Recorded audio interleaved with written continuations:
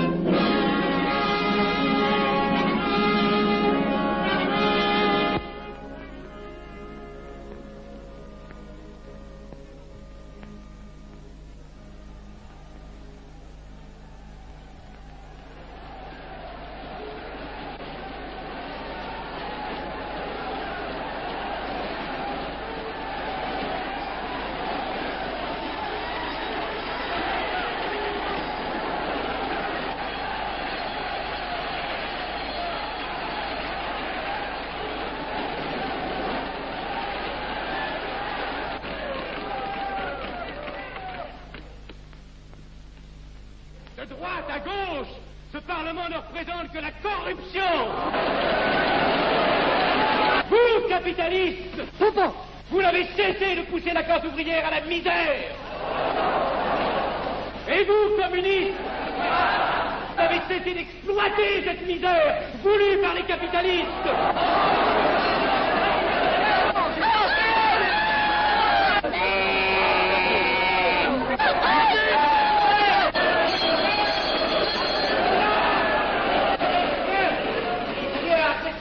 Et vous tous, parlementaires, désuets et périmés, n'insultez pas le parlementarisme.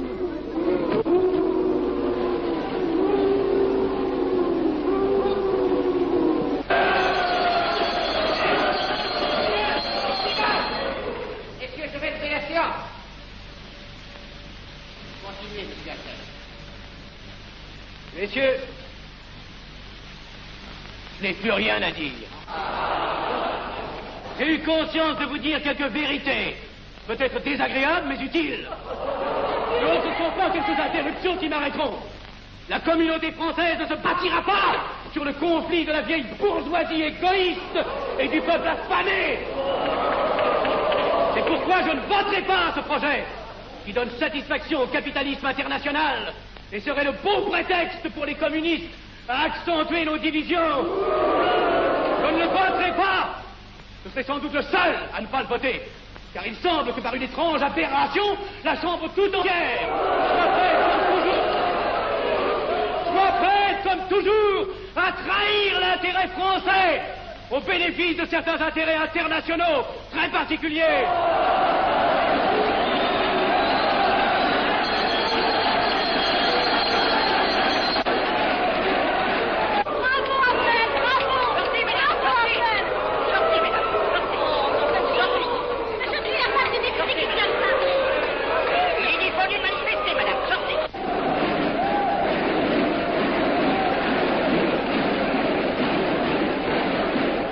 du courage, ce petit Abnel.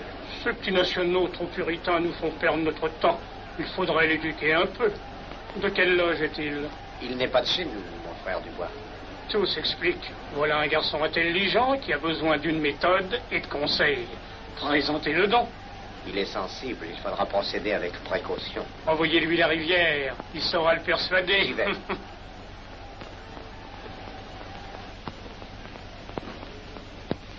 Mon cher vénérable, nous avons un service à vous demander.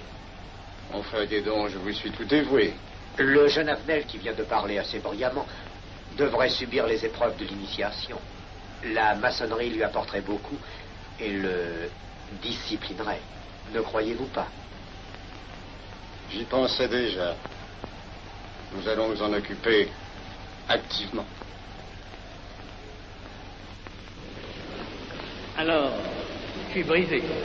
Comment avez-vous trouvé mon discours? Excellent. Vous leur avez dit de fort bonne vérité. Ouais, ça n'a pourtant servi à rien, ils ont voté le projet. Ça ne sert jamais à rien de dire la vérité. Les gens n'aiment pas la vérité. Ils préfèrent de beaucoup les mensonges. Vous êtes cynique. Non. J'ai une certaine expérience politique, déjà ancienne. À propos, voulez-vous venir un peu avec moi? J'ai quelque chose à vous dire. Volontiers.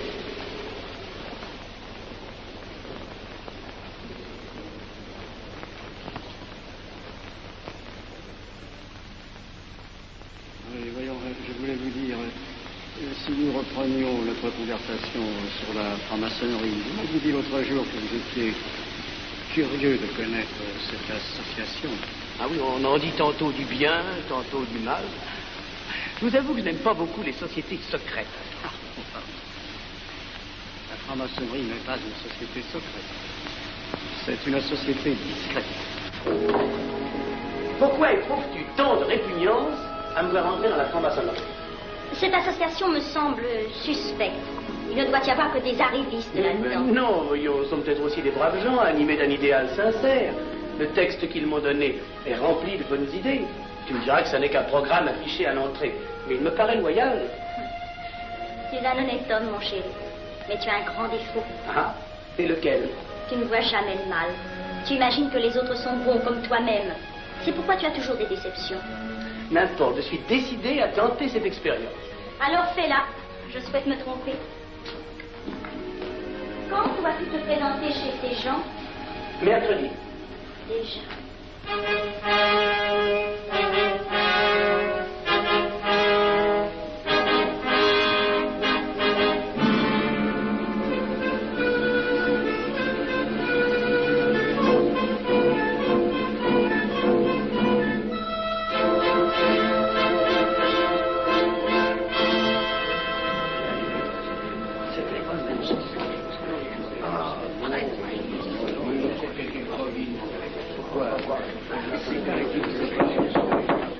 Mes frères, les travaux reprennent force et vigueur.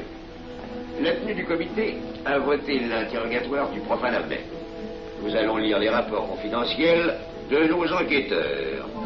Pierre Abnel, né en 1902 à Laval, a fait sa première communion. Oh, mon frère Valérie, je vous en prie. Mais déclare ne pas pratiquer régulièrement. A même cessé de fréquenter l'église. Très bien. Mais s'avoue spiritualiste.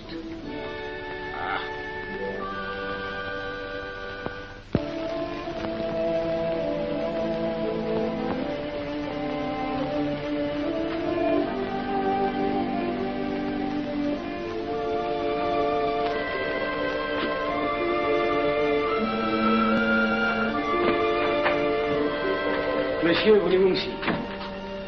Permettez-moi de vous barrer les genoux. Mes frères, le profane Avenel, qui nous est recommandé par notre frère Gainsbourg, vice-président de la Chambre, est député. Cela ne nous impressionne pas. Nous devons surtout examiner ce qu'il pourra apporter à la franc-maçonnerie. Il nous faut des gens qui servent notre ordre et contribuent à sa puissance. Pour l'instant, il paraît afficher des idées nationales un peu trop absolues. Mais enfin, je voudrais vous prévenir d'une chose. Comme il est de notre intérêt de tenir en main un grand nombre de parlementaires, il vaudrait peut-être mieux ne pas lui poser des questions qui pourraient le choquer. On nous le signale comme assez sensible sur les questions spirituelles ou religieuses. Quand il aura travaillé quelque temps parmi nous, il aura évolué.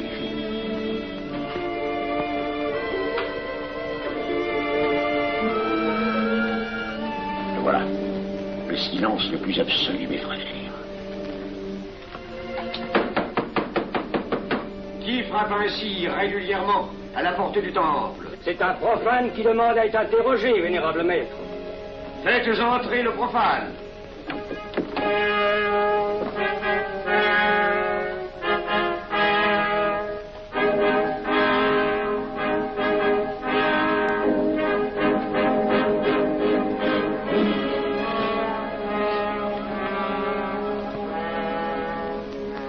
Monsieur, vous avez déclaré vouloir faire partie de la franc-maçonnerie. Mais nous désirons savoir qui vous êtes. Nous allons donc vous interroger sur vos sentiments, vos croyances, vos idées politiques. Répondez-nous sans vous troubler, mais en nous disant la plus stricte vérité. Consentez-vous à cet interrogatoire? J'y consens. Monsieur, croyez-vous en Dieu? Et pourquoi? Vous semblez être déçu par ce premier contact avec la maçonnerie. Mais l'interrogatoire est assez pénible. J'ai dû paraître ridicule. Vous vous trompez. D'autres qui sont passés avant vous ont moins bien répondu. Vous avez été reçu avec une majorité convenable, 16 voix contre 10. Comment, j'ai eu 10 voix contre moi? Non, non. 2 seulement. 2. Mais les voix d'opposition comptent pour 5. Ah, un opposant de plus, et vous étiez blackboulé. La maçonnerie est difficile sur le choix de ses candidats. Pas assez, mon cher, pas assez. Je dois même vous avertir que lorsque vous serez en loge, vous serez déçu. Le milieu maçonnique est épouvantablement médiocre. Vous verrez que vous nous apporterez plus que vous ne recevrez. Mais ces rites dont vous m'avez parlé, ces initiations mystérieuses... De bêtises. Il y en a qui y attachent un certain sens symbolique. La plupart des maçons rient eux-mêmes de ces vieilles pratiques désuètes. Seulement, le jour de votre initiation, tenez-vous bien, les épreuves de la cérémonie ne sont pas commodes.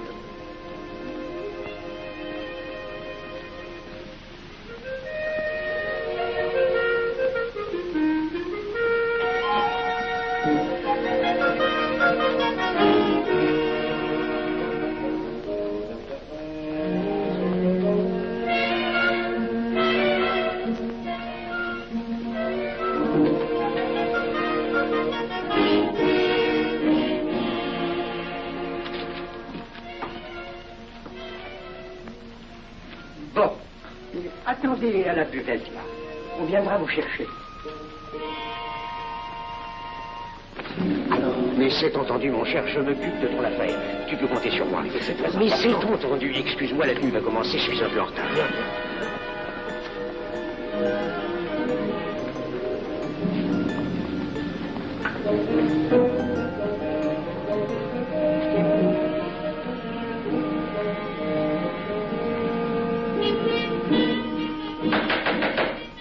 Prenez place, mes frères, nous allons ouvrir les travaux. Mon frère Durand, veuillez prendre place à l'ordre.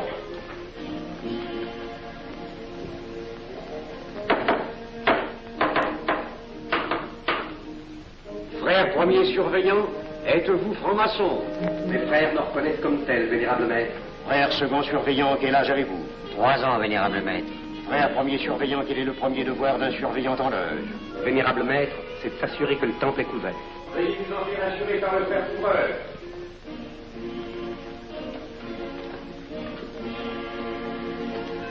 Le temple est couvert, vénérable maître. Frère second surveillant, quel est le second devoir des surveillants en loge? Vénérable maître, c'est de s'assurer que tous les frères présents sont membres réguliers de la loge ou visiteurs connus. Debout, et alors, mes frères.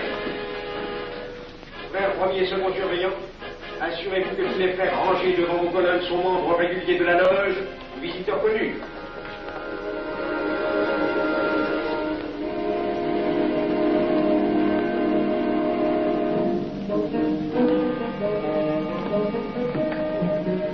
Vénérable maître, les frères qui décorent l'une et l'autre colonne sont membres réguliers de la loge ou visiteurs connus. Il en est de même à l'Orient. Frère premier surveillant, à quelle heure les francs-maçons opèrent-ils leurs travaux? À midi, vénérable maître. Quelle heure est-il, frère second surveillant? Il est midi, vénérable maître. Puisqu'il est l'heure du travail, frère premier et second surveillant, invitez les frères de vos colonnes à se joindre à vous et à moi pour ouvrir les travaux de la respectable loge des enfants de l'univers Orient de Paris, au grade d'apprenti, en la forme accoutumée. À moi mes frères, par le signe, la triple batterie et l'acclamation.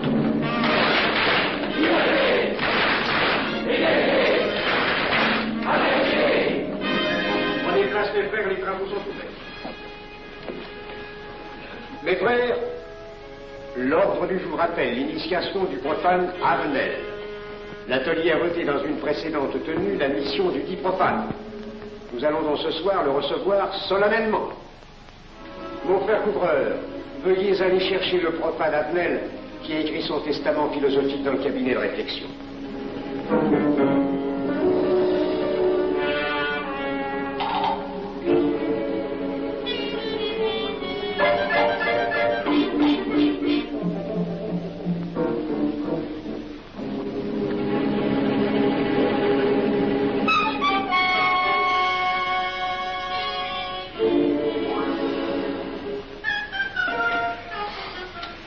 Rigolo leur truc. Monsieur, veuillez me suivre.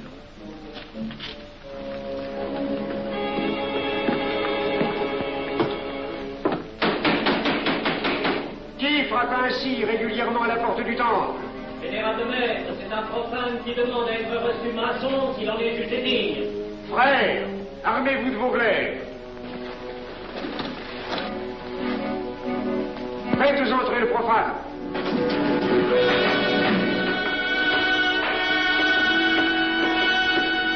Laissez-vous, monsieur.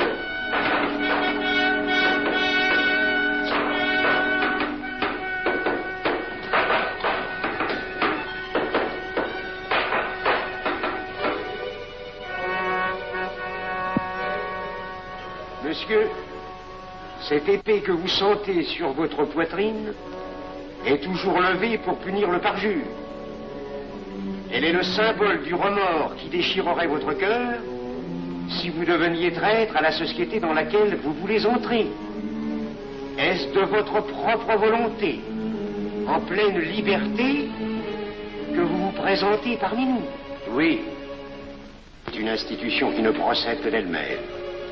Elle prend sa force dans la raison. Persistez-vous toujours dans vos intentions? Êtes-vous bien déterminé à vous soumettre aux épreuves, quelles qu'elles puissent être? J'y consens.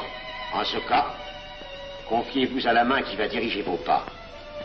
Mais, comme il serait imprudent de s'imposer des obligations dont on ne connaîtrait pas l'étendue, il est de la sagesse de cette respectable assemblée de vous dire quels seront vos devoirs si elle vous admet dans son sein.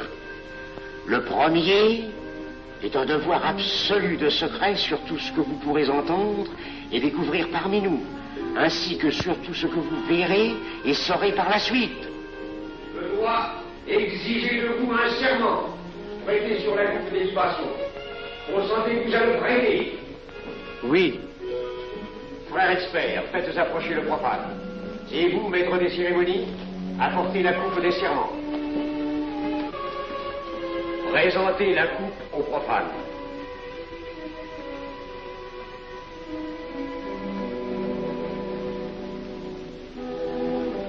Prononcez avec moi le serment. Je m'engage sur l'honneur, au silence le plus absolu, sur tous les genres d'épreuves qu'on pourra me faire subir. Je m'y engage. Vous devez connaître toute l'importance d'un serment.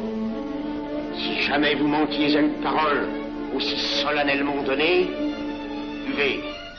Buvez! Buvez!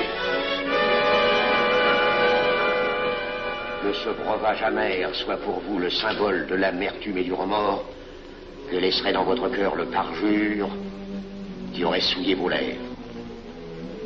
Frère expert, emparez-vous du profane et faites-lui faire son premier voyage.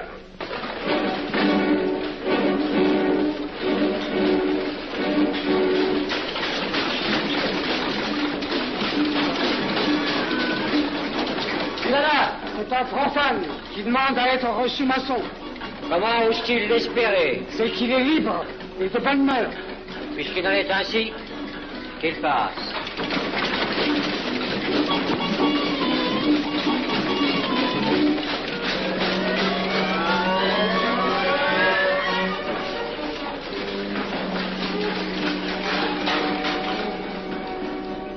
Monsieur, le voyage symbolique que vous venez de faire est l'emblème de la vie humaine. Le bruit que vous avez entendu figure les passions qui l'agitent. Les obstacles que vous avez rencontrés peignent les difficultés que l'homme éprouve et qu'il ne peut vaincre ou surmonter que grâce à l'aide qu'il trouve dans ses semblables. Frère expert, faites faire le deuxième voyage.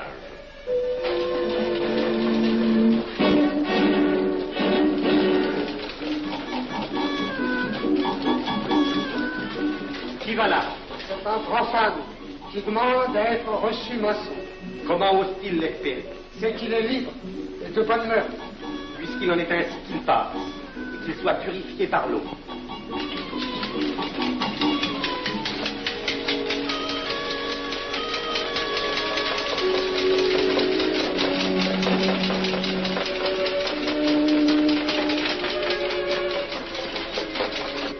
Monsieur, nous avons procédé à l'épreuve de l'eau qui représente l'épuration de votre esprit naissant à la vie maçonnique.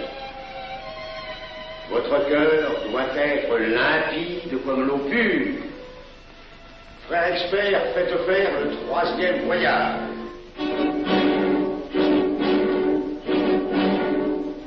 Qui va là? C'est un profane qui demande d'être reçu maçon. Comment ose-t-il l'espérer? C'est qu'il est libre et de bonne mœurs. Puisqu'il en est ainsi qu'il passe par les flammes.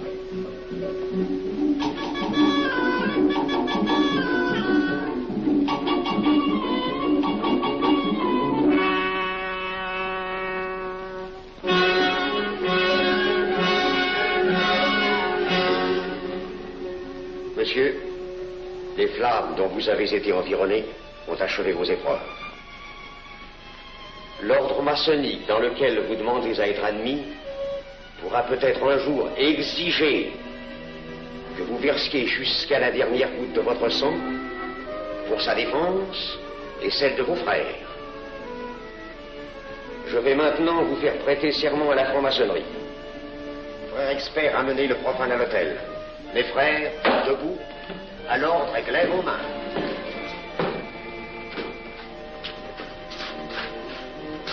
Moi, Pierre Avenel. Moi, Pierre Avenel. De ma propre et libre volonté. De ma propre et libre volonté. En présence de cette respectable assemblée de maçons. En présence de cette respectable assemblée de maçons. Je jure et promets solennellement. Je jure et promets solennellement. De ne jamais révéler aucun des mystères de la franc-maçonnerie qui vont m'être confiés. De ne jamais révéler aucun des mystères de la franc-maçonnerie qui vont m'être confiés. Quelle idée saugrenue ton mari a-t-il de se faire recevoir franc-maçon? Je lui ai déconseillé tant que j'ai pu, mais tu sais comme il est entêté. Il va se trouver dans un milieu d'arrivistes si médiocre. On l'a pourtant bien prévenu. Pourvu qu'il ne lui arrive rien. Il y a tant d'histoires qui courent sur le compte de ces sociétés secrètes. Ne t'inquiète pas, Pierre. Il saura se tirer d'un mauvais pas. Il est prudent. Pas d'assez. Monsieur, le serment que vous venez de prêter ne vous donne-t-il aucune inquiétude? Consentez-vous à le renouveler lorsque vous aurez reçu la lumière? Je le renouvellerai. Mes frères, nous allons donner la lumière aux profanes. Frère couvreur, préparez-vous à accomplir votre office. Que la lumière lui soit donnée à mon troisième coup de maillet.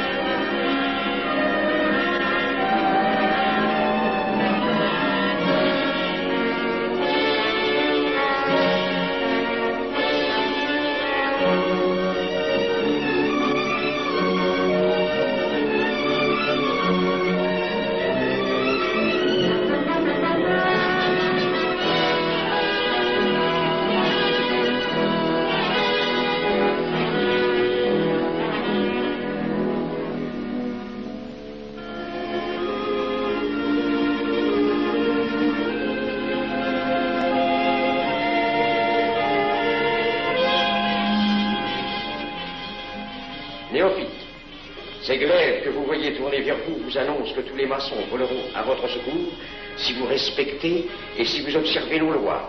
Mais ils vous annoncent aussi que si vous trahissez votre serment, vous n'échapperez pas à la vengeance de tous les frères répandus sur la surface du globe et qui ont juré de punir le parjure.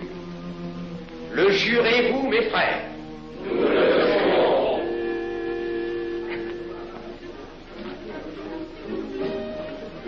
Mes frères, à la santé de notre nouveau frère. À votre santé.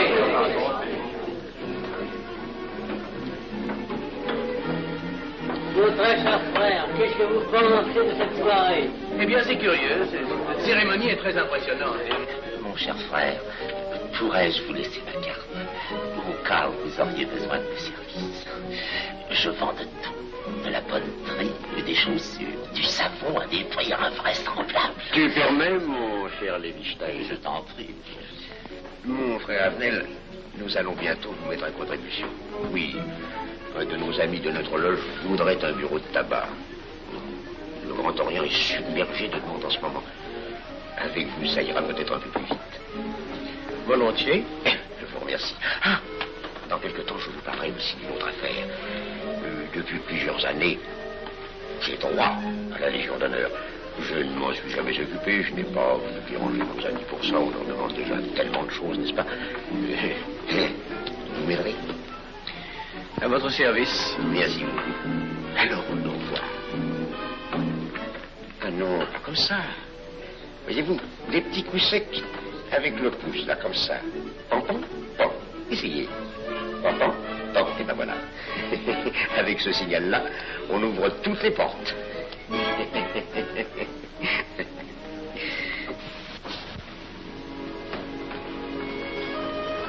Alors, content? Bon. Tu as l'air contrarié. Oh non. Déjà déçu? Pas encore. Tu me raconteras la séance. Ah, j'ai juré de ne rien dire. Même à moi? Écoute, c'était pas ridicule. C'était étrange.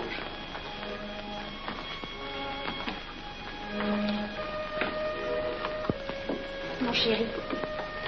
Oh, mon chéri, c'est idiot, mais j'ai peur pour toi. Qu'est-ce que tu veux qu'il m'arrive? Oh, mon grand.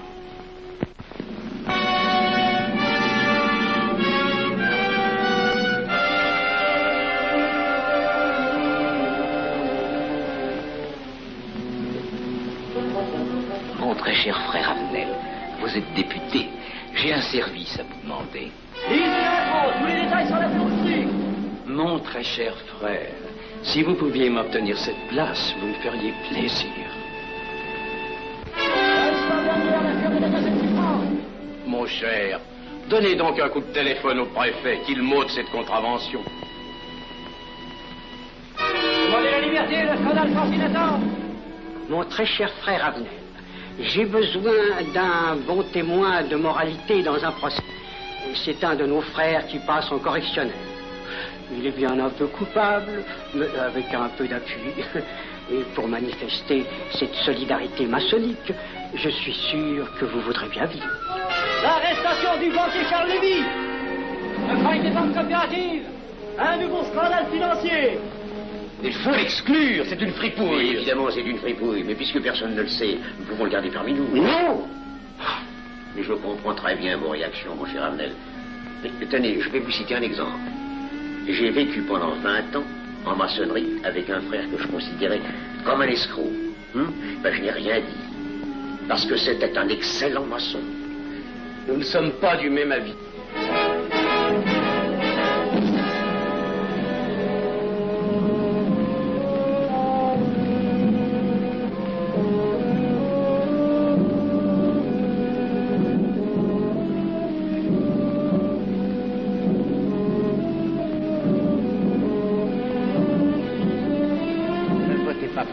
Pourquoi? C'est un adversaire de la maçonnerie. Mais son projet est excellent. Qu'importe, il nous dessert. Il n'avait pas l'air de mon ami.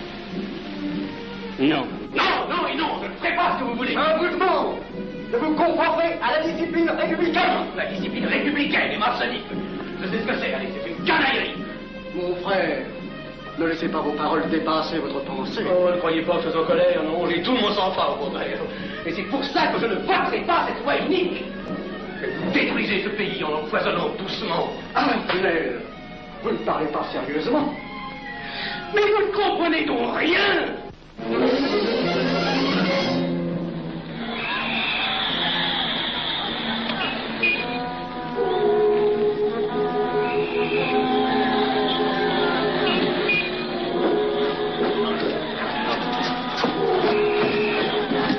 Que se passe-t-il? Regardez. Mais calmez-vous, mon vieux. Ce n'est rien. Rien.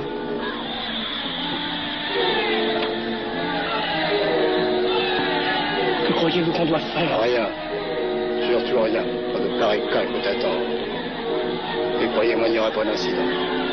Tous ces gens vont rentrer se coucher. Ils sont fatigués de leur crier.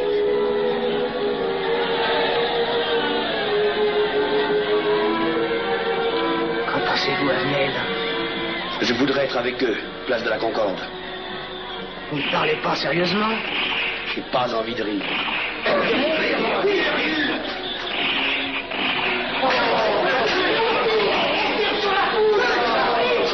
Il faut arrêter ça, oui. Mais surtout, il faut arrêter ça.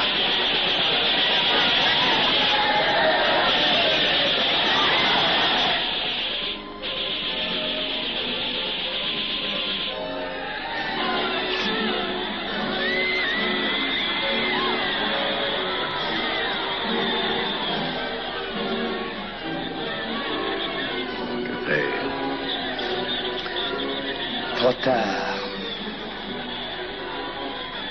On tire encore. Coup de feu.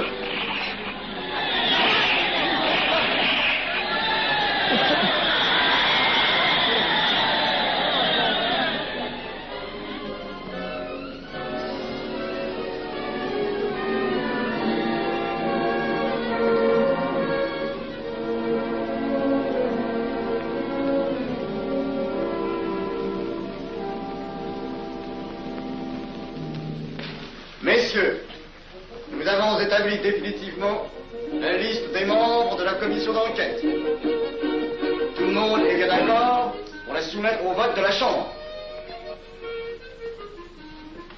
Pas d'objection? Le projet est accepté à l'unanimité. La séance est levée.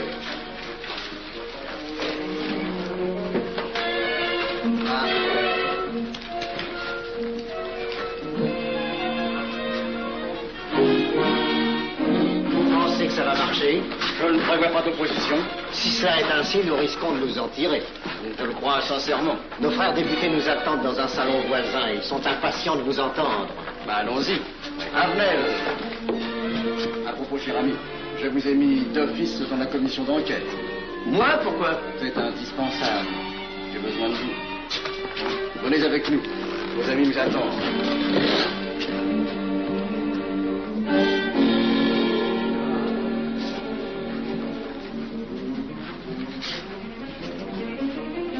Mes frères, puisque nous sommes entre nous, je puis vous dire bien confidentiellement que nous allons traverser ces événements graves sans trop de dommages.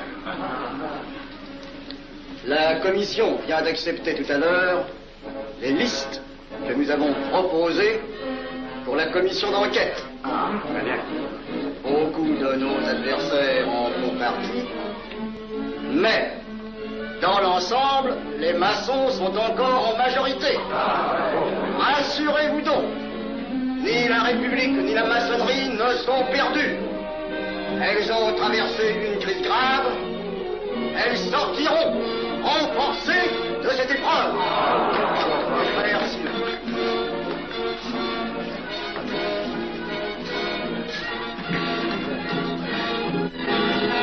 Demandez l'antimafon, le scandale de la commission d'enquête. Demandez l'antimafon, le scandale de la commission d'enquête. Vous me demanderez successivement le Quai d'Orsay, la Banque de France, l'état-major, le secrétaire général du Parti radical socialiste, le temps et les usines d'aviation Guerlain. Bien, monsieur.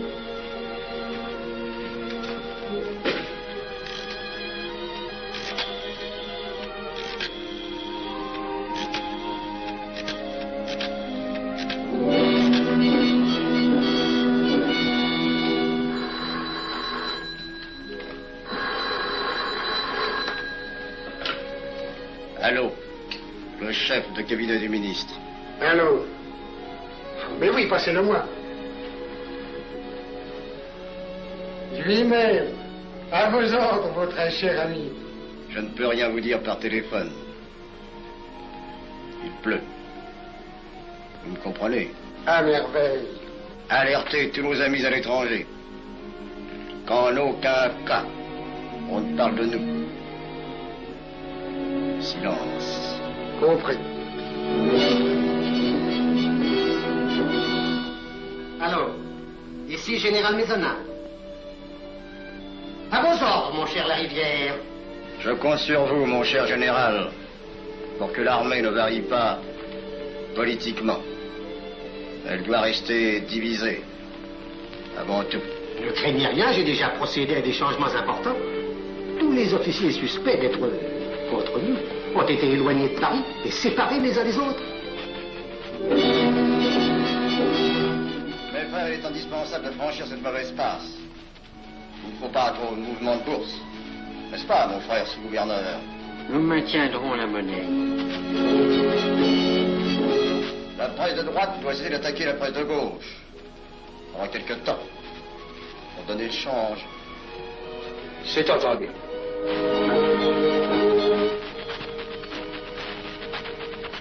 Les partis de gauche doivent faire entente avec ceux du centre. Et ceux de l'extrême gauche. De la sorte, nous contrôlons le peuple. Bloc populaire. Mieux. Front populaire. Bien. Quant à vous, mon cher Garlet, j'ai reçu ce matin une communication de l'étranger. On lui demande d'envoyer immédiatement du matériel d'aviation en Espagne. Moyennant quoi nous aurons tous les appuis politiques nécessaires. Même nos prototypes. Surtout nos prototypes. Ne croyez-vous pas que ce serait dangereux pour notre défense nationale? Faites ce que je vous dis.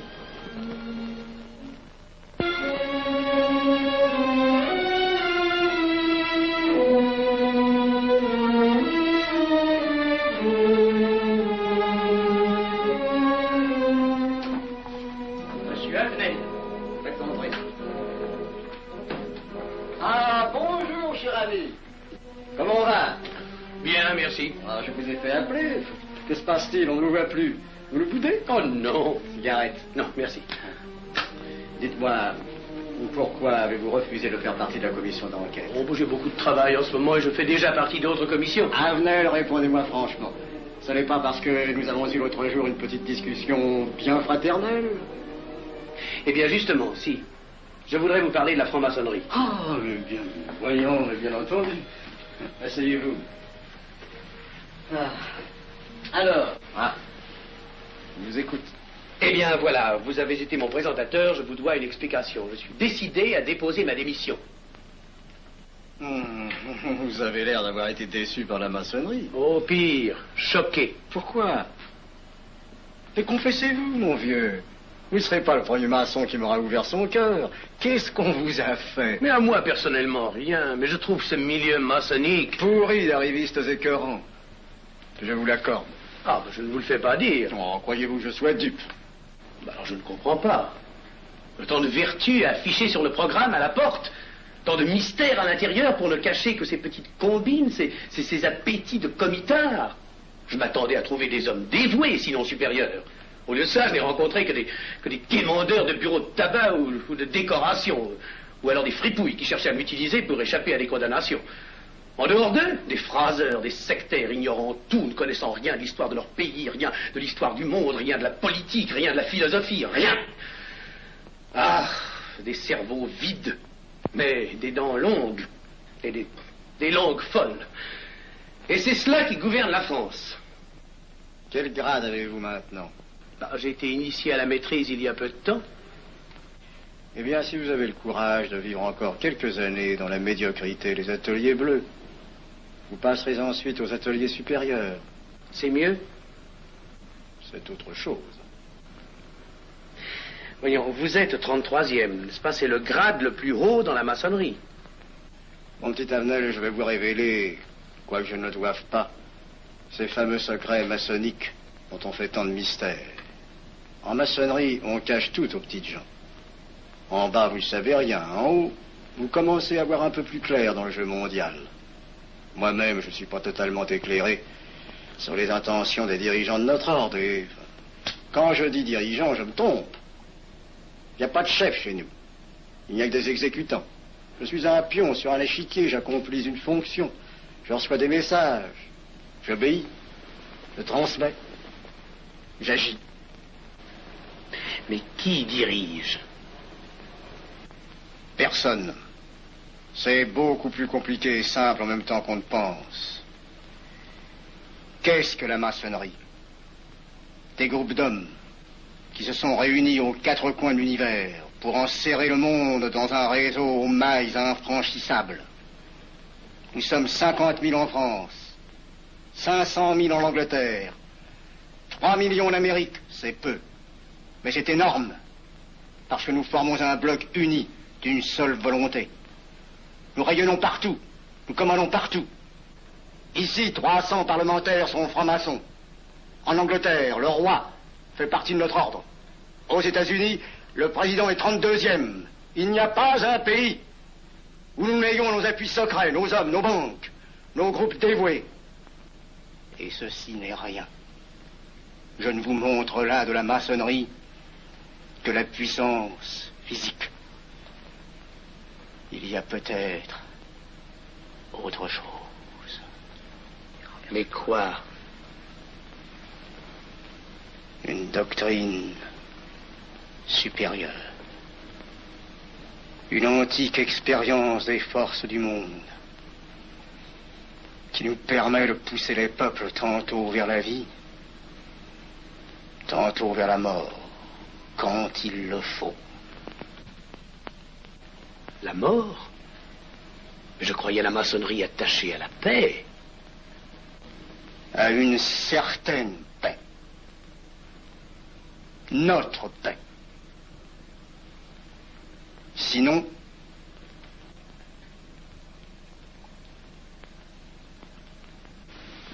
alors,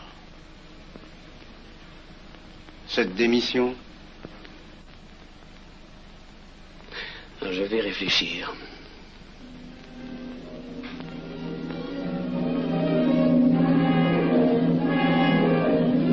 Alors, il n'y a qu'une solution, la guerre. Pour réussir à déclencher la guerre, la maçonnerie a besoin de tous ses hommes. Sur combien de voix pouvons-nous compter à la Chambre? Nos frères parlementaires sont à peu près tous sûrs. Sauf un, que j'oserais nommer, car il fait partie de notre loge. Qui donc? Avenel. Il tient des propos contre le Grand Orient et qui l'accuse de vouloir déclarer la guerre à l'Europe. Je n'ai jamais eu confiance en ce type-là. C'est une faute de l'avoir laissé entrer ici. Nous pouvons encore leur amener le meilleur sentiment. D'autres que vous réussissiez. Qui sait? Nous avons peut-être les moyens pour ça.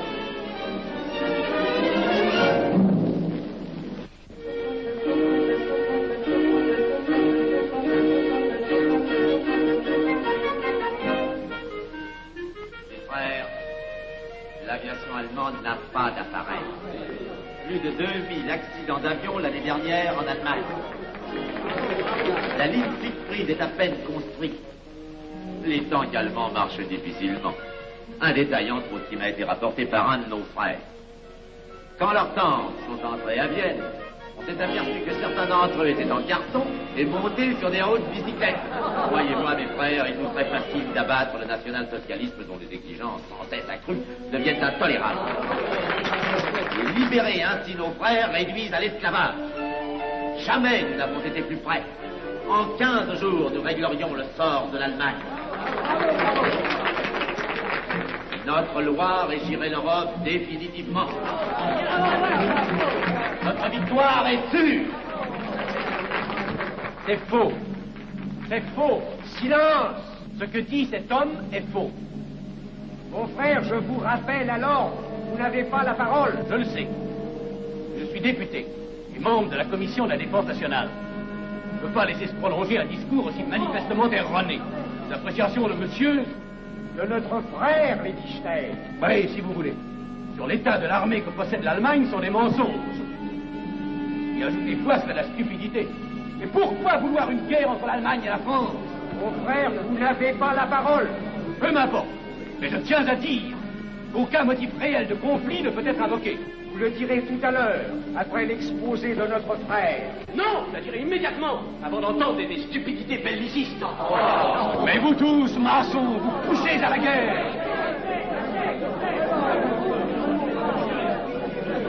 Pour que ce pays soit gouverné par vos lois, par les Juifs et la maçonnerie surtout.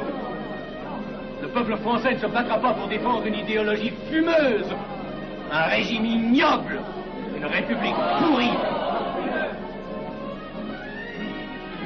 Mon frère Abnel, je vous prie de couvrir le temple.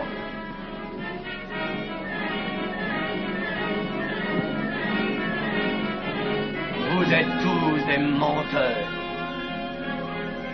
et des faussaires. Tout chez vous n'est qu'une sinistre comédie.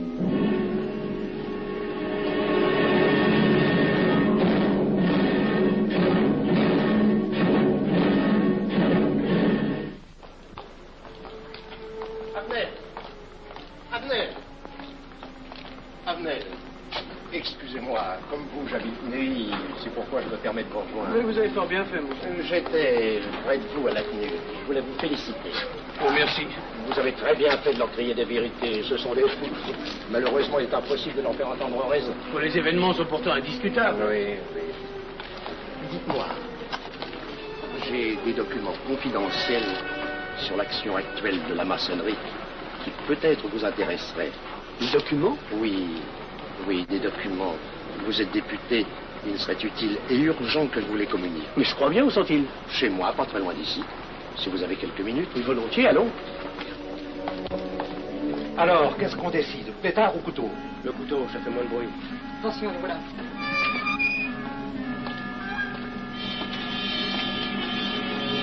Un instant, je vais voir si c'est...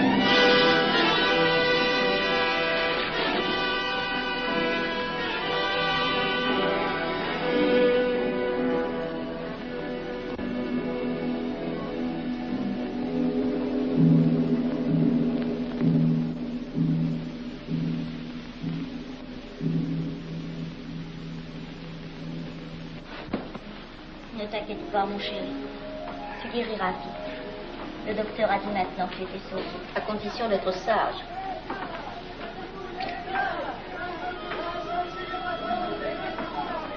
Qu'est-ce qu'on entend? C'est la mobilisation générale, mon chéri. Quoi, la mobilisation? Ne tâche pas, je t'en supplie. Je n'aurais pas dû te le dire, mon Dieu.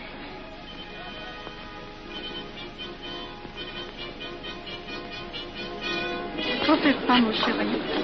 Tu reviendras vite.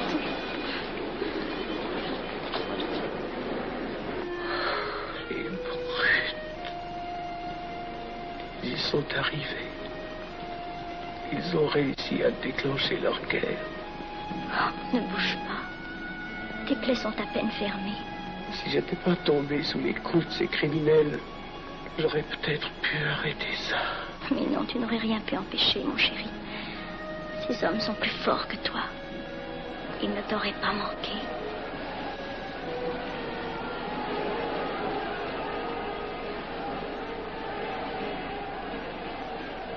Qu'est-ce que c'est?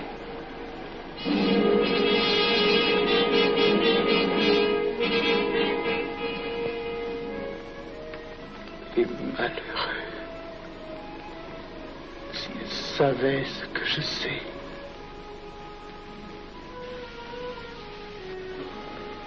Mes frères, nous pouvons affirmer en toute sérénité que la franc-maçonnerie universelle a présentement atteint son but. Cette guerre qui est la nôtre est déclarée. Elle doit aboutir au triomphe de notre ordre. Il importe que le monde soit définitivement gouverné selon nos méthodes et Arnaud cité. Debout et alors. Frère premier surveillant, à quelle heure ferme-t-on les travaux? À minuit, vénérable maître. Quelle heure est-il, frère second surveillant? Minuit, vénérable maître. Puisqu'il est minuit et que nous avons accompli notre œuvre, je déclare les travaux clos. Allons, Maillet. Retirons-nous en fait, mes frères, sous la loi du silence.